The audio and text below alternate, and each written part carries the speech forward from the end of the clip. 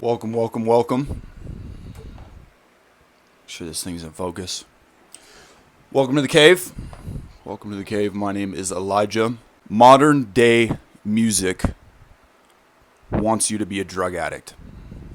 If we look 100 years ago, in 1923, the top three genres were folk, country, and tango. The hit songs like Pray to the Wooden Soldiers, Swinging Down the Lane, and Yes, We Have the Bananas. These are songs you would feel relatively comfortable playing around your grandmother. This is 1923, so let's fast forward about almost 100 years to a news article in 2017. Newsweek 90 had posted this article stating, data shows that up until 2001, only 5 songs with explicit lyrics made it to number 1. But since then, explicit chart toppers have rocketed by 833%. With only one exception, 2012. There hasn't been a year since 2001 without at least one number 1 single carrying a parental advisory label. Martin Sutton, founder of Songwriting Academy, believes the rise is down to attitude changes. He believes that we have essentially over the last 10 years become desensitized to these topics, which I believe is absolutely true. A rise of social media has definitely heavily impacted the openness of explicit music and negative impact on our young society. British journalist Larry Burnett says that the main reason we're getting more number 1s with swear words is the rise of streaming services, which I kind of agree. Radio hits need to bleep out certain words or replace them with different words. Instead, with streaming services, artists can basically do whatever they want. They just have to slap an explicit label on the song. Now, the very first explicit song to hit the Billboard 100 was Prince's Let's Go Crazy, which right before this I listened to, and there's pretty much 2 sexual innuendos and 1 reference to pills, which compared to today is child's play. Druggy music and music's influence on drug use has been a sure thing through the decades, but I'm sure we can agree that the 60s and 70s it was made extremely popular.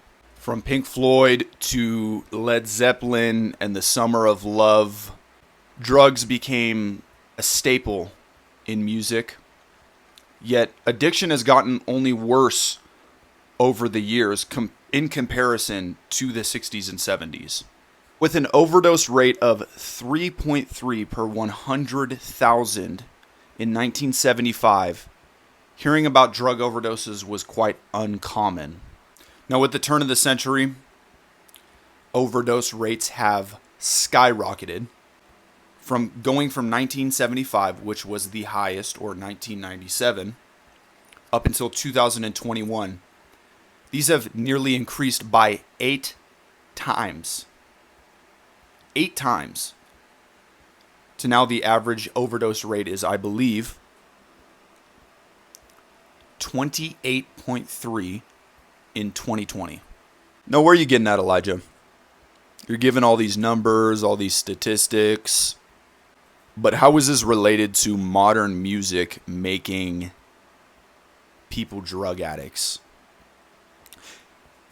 Now, let's look at the year 2020.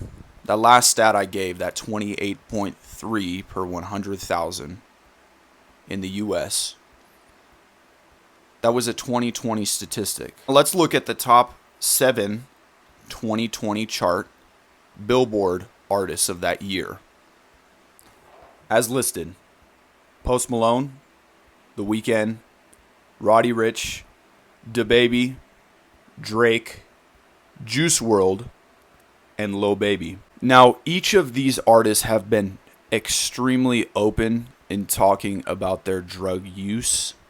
If you look at Post Malone, one of his hit songs, Allergic. Look at Drake's entire album with Future back in 2015, What a Time to Be Alive. And then listen to The Weeknd's hit song, I Can't Feel My Face, which is talking about cocaine. And then there's Juice WRLD. I can already hear the comments. Bro, Juice WRLD was just talking about his struggles, dude. And he wasn't promoting these drugs. Let me paint a picture. Let's say your dad, every single day he comes home from work, talks about how many women he used to sleep with, the amount of sexual voyages he had explored in the past. Do you think you would gain respect for him or lose respect for him? What if he just told you, bro, calm down, dude, like I'm just talking about my past. Like, I'm just talking about, like, the stuff I've been through, bro, so you don't have to go through the same stuff. You know, you would subconsciously lose respect for him. And this would impact your relationship. Now, look, I'm not trying to disrespect Juice WRLD. That's not what I'm trying to do.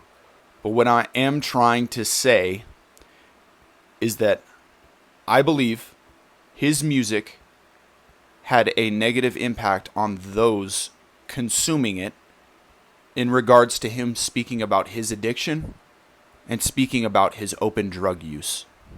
Now, with fentanyl becoming an extremely popular drug, in 2021, nearly 64% of overdoses were related to fentanyl. That's nearly 2/3 of all drug overdoses were fentanyl related. Now, where am I going with this one? The first artist that I can really think about in regards to talking about drugs, and I'm speaking about hip-hop artists, is Future.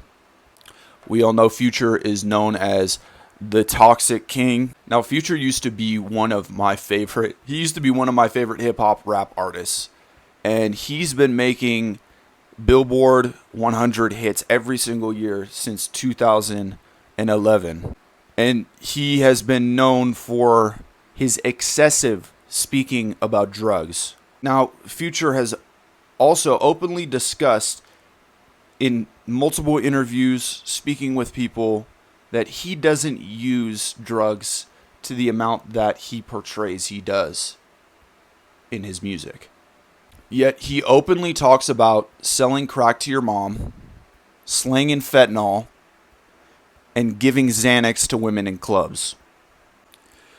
Now, taking this back to when I was younger, something that I see now as such a positive and benefit is what my pops used to do when he used to get a hold of my music or see and hear what type of music I was listening to. He would print out the lyrics and hand it to me. And without the catchy tune and beats, the lyrics were a lot less appetizing. Now, is there a specific connection between drug addiction and music? I don't know. I'm just presenting the facts. You're going to have to make that decision for yourself. This has been a struggle of mine for years.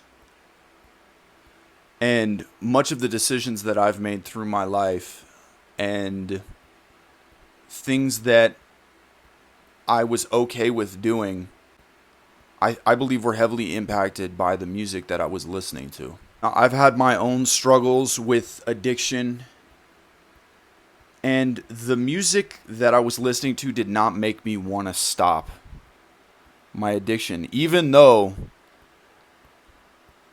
many of the artists that I was consuming their content, they had passed away from the same thing that they're speaking on. This music fanned the flame of my wanting to get high. And it actually enabled me to think, oh, like, it's not that big of a deal. Look at all these other people going through the same thing I'm going through. Look, man, death is as bad as it gets, especially when you are apart from God.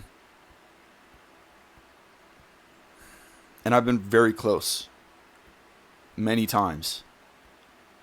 Getting clean really showed me how miserable I was. And